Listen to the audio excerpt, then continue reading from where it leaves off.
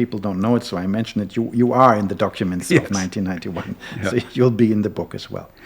What other important events from Kosovo perspective happened in 1991? We were then coordinating. We had the referendum on the independence. A very important event was taking our soldiers from Croatia and from Slovenia. So I was involved directly.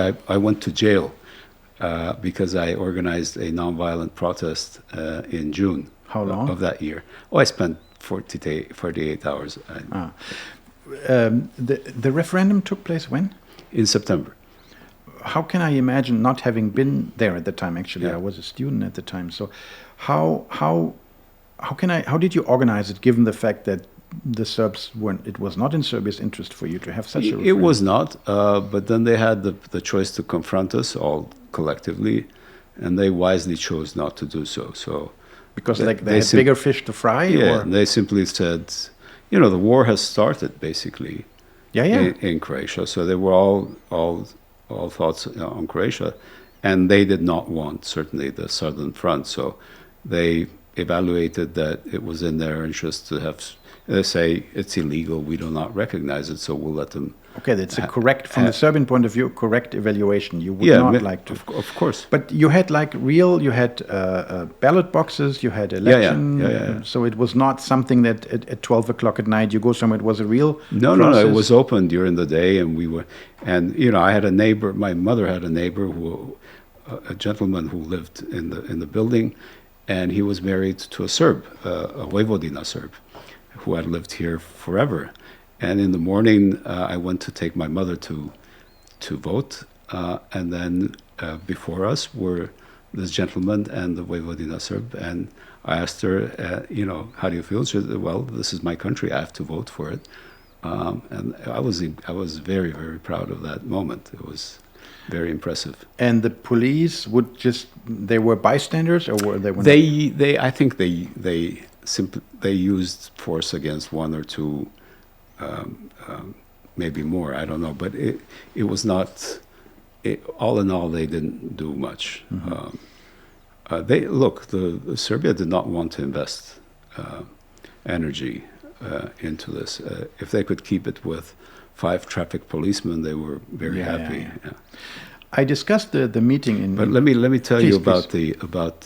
the soldiers. This is where Croatia was extraordinarily helpful. Although we were negotiating, Professor Agani and myself, with the Croatians, because the idea was in Croatia. Some of them thought that all the Yugoslav army soldiers who were Kosovars or Albanians should go into the Croatian army, into the new Croatian, into Zbor Narodne Garde. And some people insisted that this would be a precondition. Fortunately, we went and talked to them. This was what we were told initially. So Professor Agani and myself flew on, I think, one of the last planes to Zagreb from Skopje. And we talked to them, to the Croatians, and they agreed that an exact moment at which Dr. Go would go on radio and say, all Albanian conscripts leave, this is not our war, and leave and report to the first police station, to the first Croatian police station. And the Croats kept their word. All of these people, all of these kids who left, they received documents, they received civilian clothes, and they were taken to the first border, Hungary or Slovenia or wherever it was. So cooperation was really good. Very good. Mm-hmm. 2 questions come to my mind if we have time for them. Sure. One, general, the Constitution of 1974, which was then done away with by Milosevic. Yeah. What I so far have not managed to understand, there are books about it by Dejan Jovic, for example, a Croatian Serb, but I still haven't found like the eureka moment where I say, okay, now I understood it. Written mostly by Kardel and his people. and basically saying to Serbia, from now on you will have 2 autonomous provinces which are quite independent and which can do a lot of things without you being, without asking you. Yeah. Why did Belgrade / Serbia / the Serbian politicians, communist politicians in charge at time accept this? Well, because it was pushed down their throat. See, that's what I'm wondering. Was it still Yugoslavia in 1974 was still a country where if Tito and Kardelj say this is how it's going to go? Yes, because it was also a product of compromise.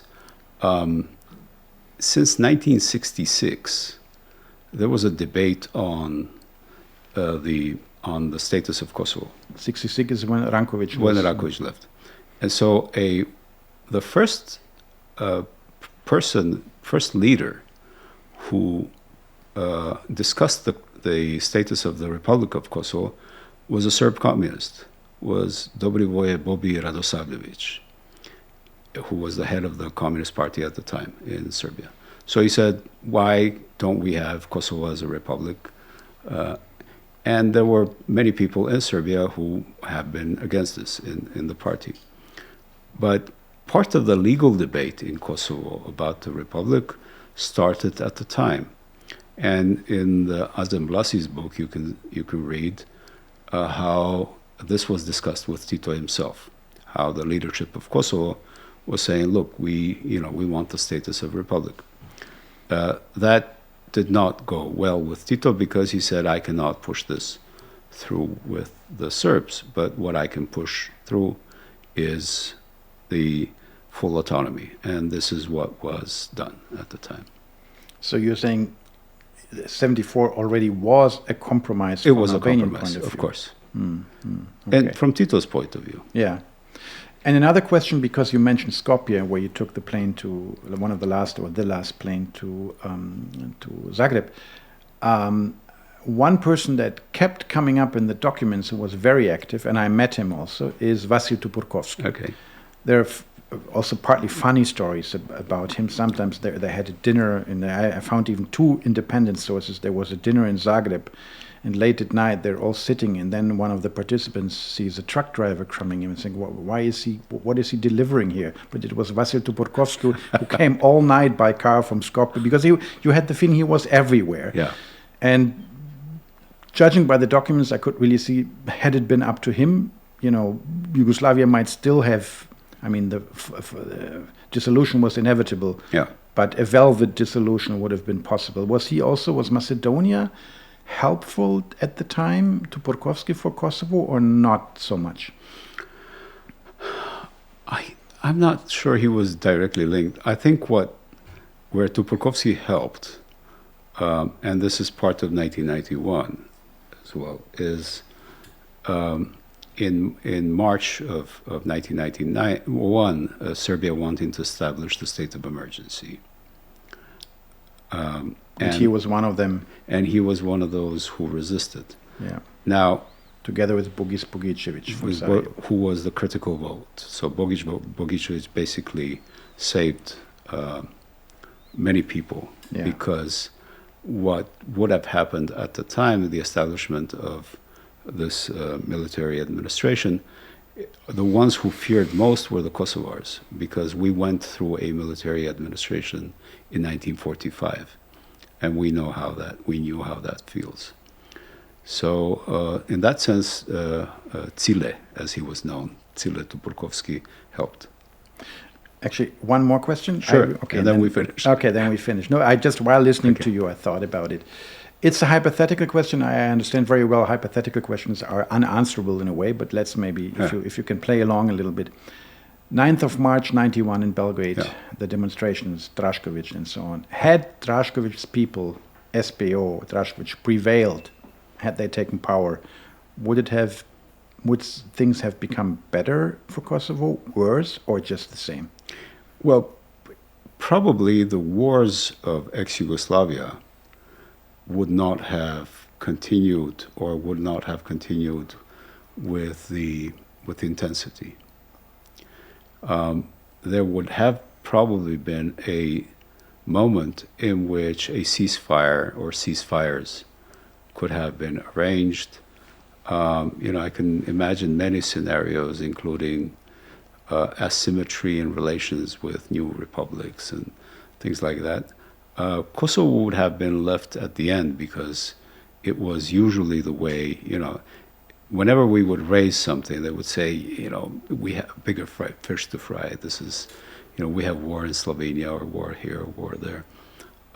But in any case, it was probably a moment in which history could have changed. If I understand you correct, slightly for the better. And slightly for the better, as long as, if the wars had stopped, if there were ceasefire, then there would be an open space for politics. And we were asking continuously for an open space for political debates. What 9th of March definitely did do, and this was not in the favor of Serbia, the pictures of tanks on the streets was very bad for Serbia, because then you could see, okay, these are the bad guys. This is the new Ceausescu or whatever. Well, what it did was then Milosevic saying, I took out the tanks against you, the Serbian people, but now I'm going to take these tanks against all the other people in Yugoslavia. Sure, and you will be happy. This is the perspective from within Yugoslavia, but from outside, seeing tanks on the street is just not a thing to do. I have more questions, but I'm going to shut up now. And I want to thank you. Thank you. We shall be continuing this conversation next time you're here.